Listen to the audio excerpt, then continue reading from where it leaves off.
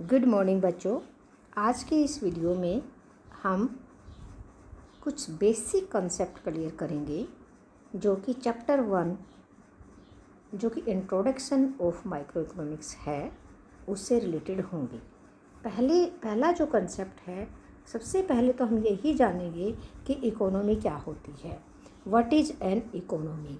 What is an economy अर्थात economy क्या होती है। N economy is a system.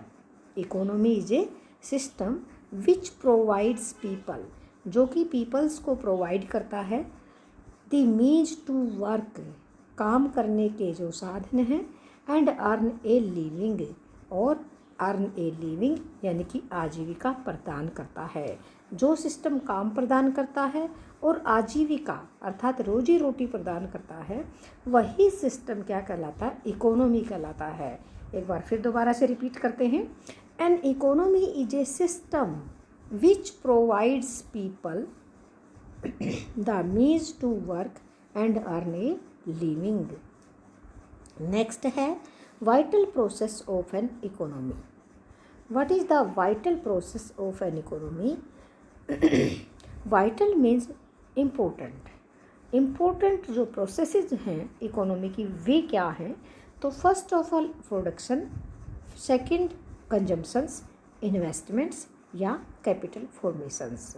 Productions उत्पादन, कंजम्पशंस उपभोग, इन्वेस्टमेंट निवेश, एंड कैपिटल फॉर्मेशन यानी कि पूंजी निर्माण। These are the vital processes of an economy: production, consumptions, investment और कैपिटल फॉर्मेशंस। नेक्स्ट है why do we study economics? Why do we study economics? हम इकोनॉमिक्स की स्टडी क्यों करें? क्या कारण है? किस लिए हम इकोनॉमिक्स की स्टडी करें?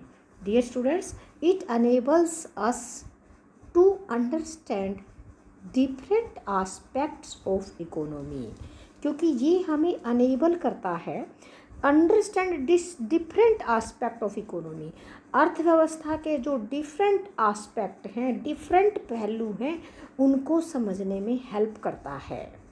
The main reason for the study of economics can be simplified to a single word. जो स्टडी ऑफ इकोनॉमिक्स का जो मेन रीजन है उसको केवल एक सिंपल वर्ड में हम एक्सप्लेन कर सकते हैं, और दैट इज स्कैरसिटी। स्कैरसिटी यानी कि दुर्लभता, सीमितता।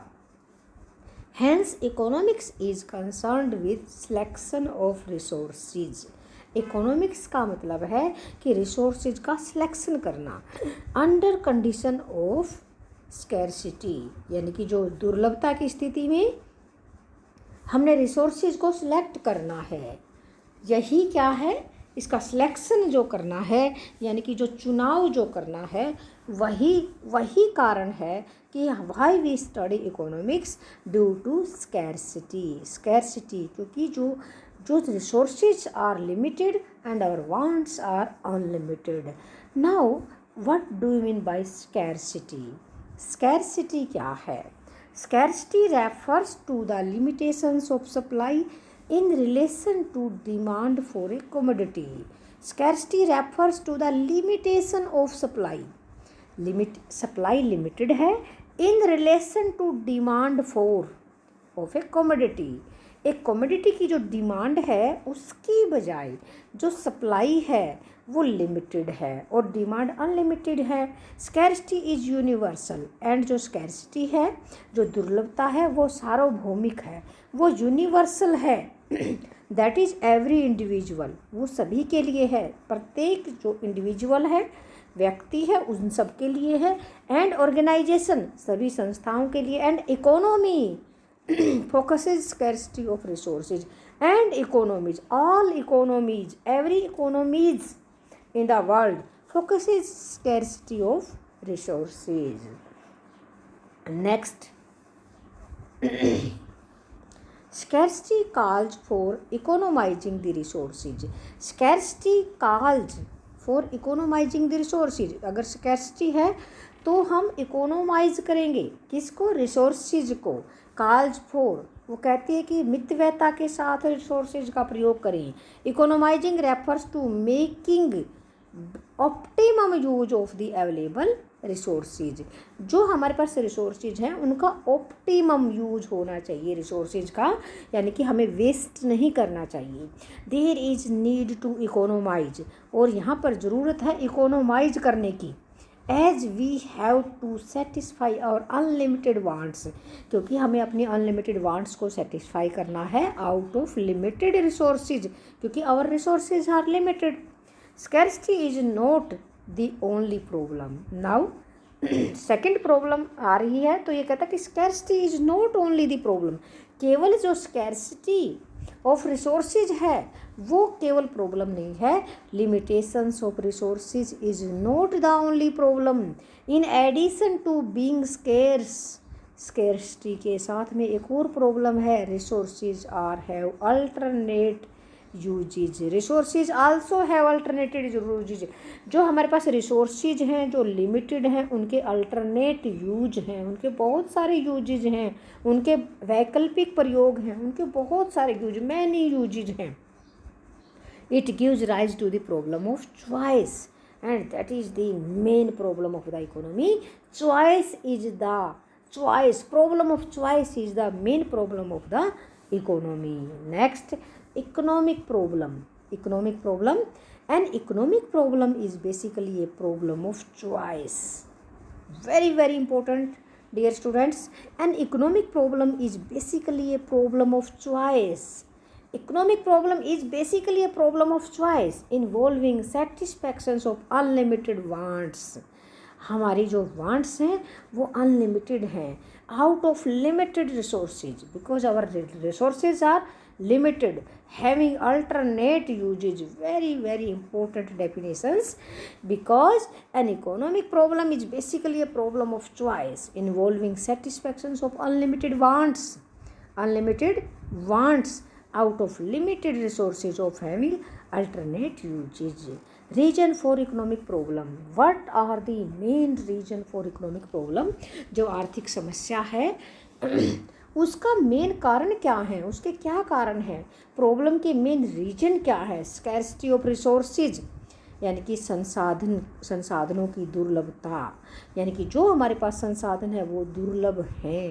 And unlimited human wants, and wants are unlimited, and our wants, हमारी जो आवश्यकताएं हैं वो अनलिमिटेड हैं। एंड अल्टरनेट यूजेज, और हमारे जो वांट्स हैं वो अनलिमिटेड हैं और हमारे रिसोर्सेज हैं वो लिमिटेड हैं। And there are alternate uses of our resources, जो हमारे लिमिटेड रिसोर्सेज है उनके अल्टरनेट यूज हैं। These are the basic problem of the, यानी कि reasons of the economic problem.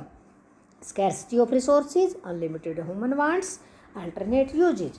Now resources and human wants.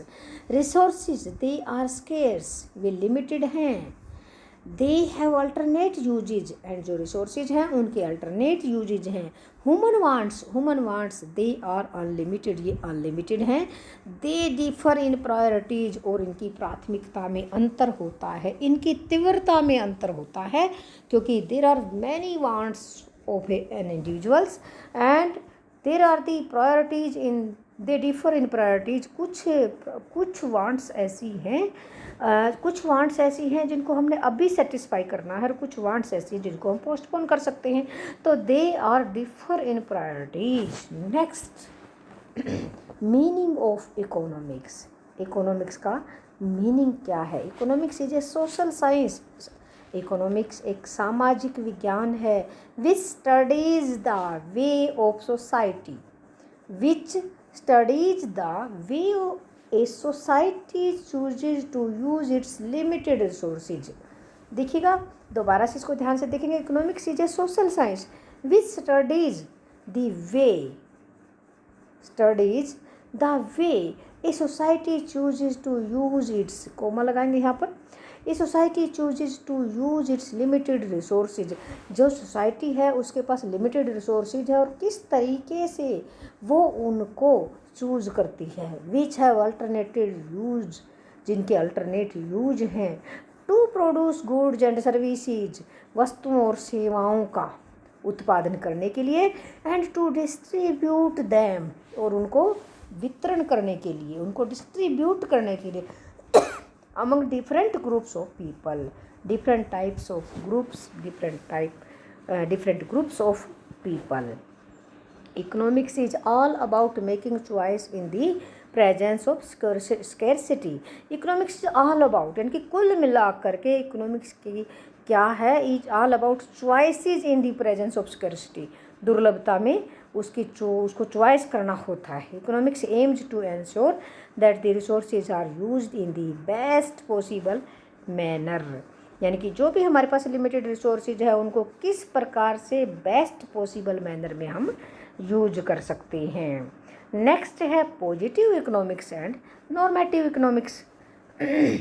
Positive economics and normative economics. एक होती है वास्तविक अर्थशास्त्र और एक होता है आदर्शात्मक अर्थशास्त्र.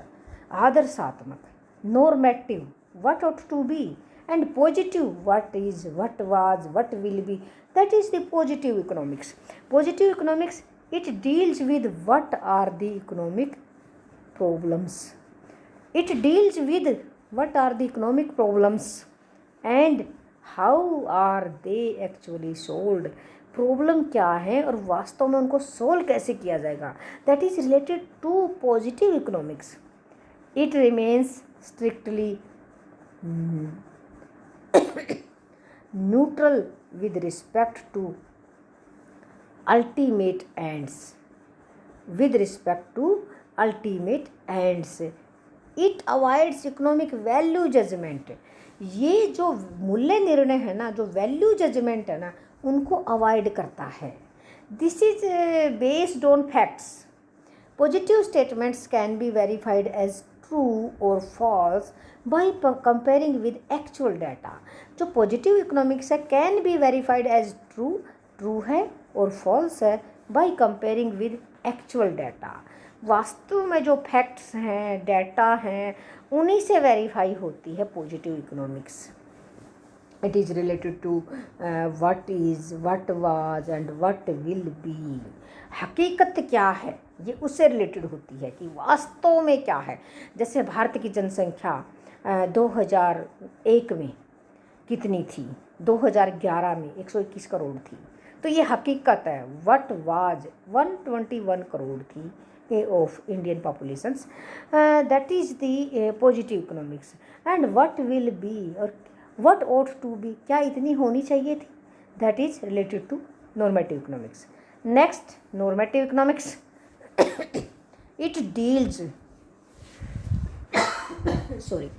it deals with what ought to be, क्या होना चाहिए, और how the economic problems should be solved, और कैसे जो इकोनॉमिक प्रॉब्लम है उनको सोल्व किया जाना चाहिए. It discuss what are desirable things.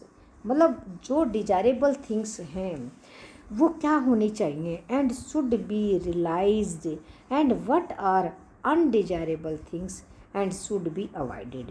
कौन सी ऐसी डिजायरेबल चीज़ हैं जो होनी चाहिए और कौन सी अनडिजायरेबल थिंग्स हैं जो नहीं होनी चाहिए, जिनको अवॉइड कर देना चाहिए, जिनको टाल देना चाहिए. तो this is related to normative economics. It give decisions regarding value judgement. इसमें वैल्यू जजमेंट होना चाहिए, यानी कि मूल्य निर्णय आते हैं क्या होना चाहिए और क्या नहीं होना चाहिए. फॉर एग्जांपल बच्चों, वैल्यू जजमेंट क्या होता है. जैसे मान लीजिए हमें क्या करना है कि हमें अपने पेरेंट्स को रिस्पेक्ट देना चाहिए, हमें अपने टीचर्स को रिस्पेक्ट देना चाहिए. तो these are the value judgment. चाहिए व्हाट ought टू बी, क्या होना चाहिए. तो what ought to be, that's are the value judgment. तो normative economics is related to it gives decision regarding value judgement.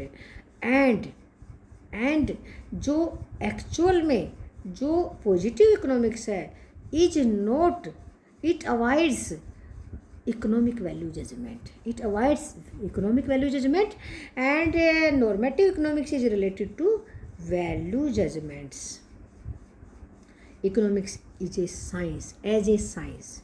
अब दोबारा से इसको डायग्राम के द्वारा दिखाएंगे. Economics as a science, positive science and normative science. Positive economic science and normative economic science. Positive economics, what is, what was and what will be. What is, what was and what will be. Normative economics या normative science क्या होता है? What ought to be, क्या होना चाहिए. What should happens, क्या घटित होना चाहिए.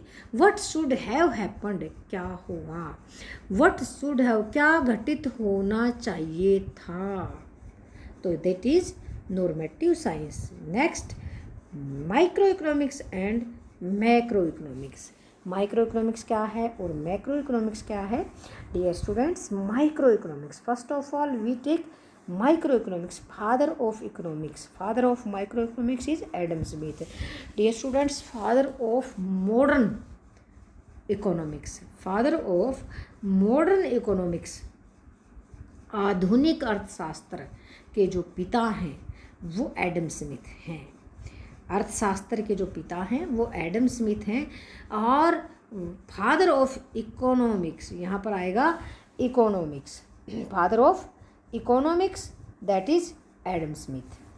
Micro economics is that part of economics theory which studies the behavior of individual. Now we will describe about microeconomics. Microeconomics is that part of economic theory which studies the behavior of individual unit of an economy. Individual unit of an economy. Its main tools are demand and supply. और microeconomics का जो main tool है वो क्या है? वो demand and supply, मांग और पूर्ति है. Next, macro economics. What do you mean bye macro economics? Macroeconomics is that part of economic theory which studies the behavior of aggregate of the economy.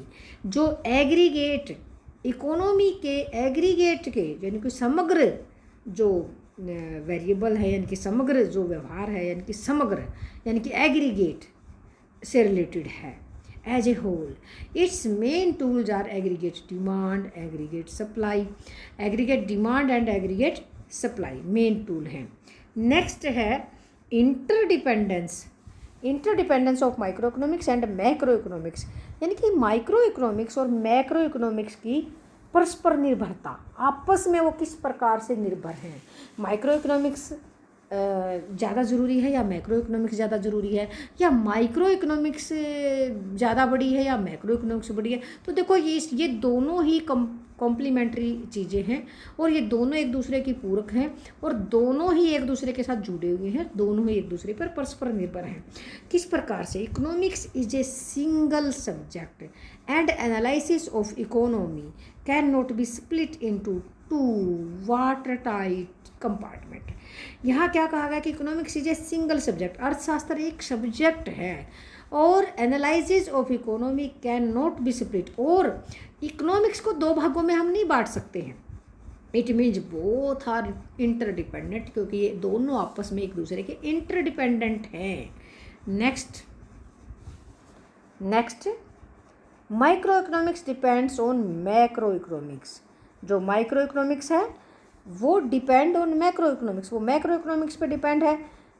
Law of demand, यहाँ पर हम बात करेंगे. Law of demand came into existence from the analysis of the behavior of a group of people. जो law of demand है, जो मांग का नियम है, came into existence, वो आया from the analysis of the behaviour of A group of people. बहुत सारे लोगों का जो ग्रुप है, उनका जो व्यवहार है, उनका जो बिहेवियर है, वहाँ से निकल कर आया. और लोगों का बिहेवियर क्या था कि अगर प्राइस ज़्यादा है तो वो डिमांड कम करेंगे, अगर प्राइस कम है तो मांग ज़्यादा करेंगे. That is the law of demand. Ceteris paribus. Price of commodity is influenced by the general price level prevailing in the economy. और किसी भी कमोडिटी का जो प्राइस है किसी भी कमोडिटी का, is influenced by the general price level. वो सामान्य जो कीमत स्तर है उससे प्रभावित होता है प्रिवेलिंग इन द इकोनॉमी, जो पूरी इकोनॉमी के अंदर क्या प्राइस लेवल है. नेक्स्ट है macroeconomics depends on microeconomics. से in the same way macroeconomics depends on microeconomics. Macro economics micro economics पे डिपेंड है. National income of a country is nothing. National income of a country is nothing but the sum total of income of individuals. Sum total of income of the individual units of the country. Aggregate demand depends on demand of individuals. जो aggregate demand है वो depends on demand of individuals. देखिएगा, जो individuals हैं, जो एक इकाई है, इंडिविजुअल्स हैं, व्यक्तिगत इकाइयों को अगर हम जोड़ेंगे तो क्या हो जाएगा, एग्रीगेट डिमांड हो जाएगी। अब जैसे मान लीजिए 1 2 3 4 5, ये 5 की डिमांड है, that is the aggregate demand. और एक एक की जो डिमांड है वो क्या है, इंडिविजुअल डिमांड। तो aggregate demand depends on demand of individuals, house holds of the economy. Next, both the approaches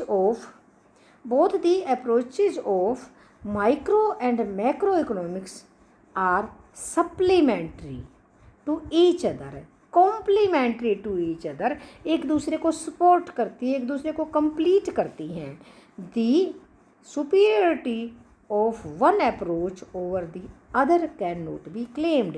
इसलिए हम ये नहीं कह सकते हैं कि कौन सुपीरियर है, माइक्रो इकोनॉमिक सुपीरियर है या मैक्रो इकोनॉमिक सुपीरियर है। No, we can not approach one approach over the other can not be claimed, superiority can not be claimed from each other, they are the interdependence to each other. यानी कि macroeconomics depends on microeconomics and microeconomics also depends on the macroeconomics। तो dear students, ये हमने कुछ concept कराए हैं और इसी वीडियो का जो पार्ट 2 है वो अभी हम आपके सामने लेकर आएंगे। उसमें हम क्या कराएंगे, central problem of an economy. तो डियर स्टूडेंट्स, मैं उम्मीद करूँगी कि मैंने ये कुछ कंसेप्ट्स बताए हैं और ये आपको क्लियर हो गए होंगे। तो इसी के साथ हम आपसे विदा लेते हैं। Thank you.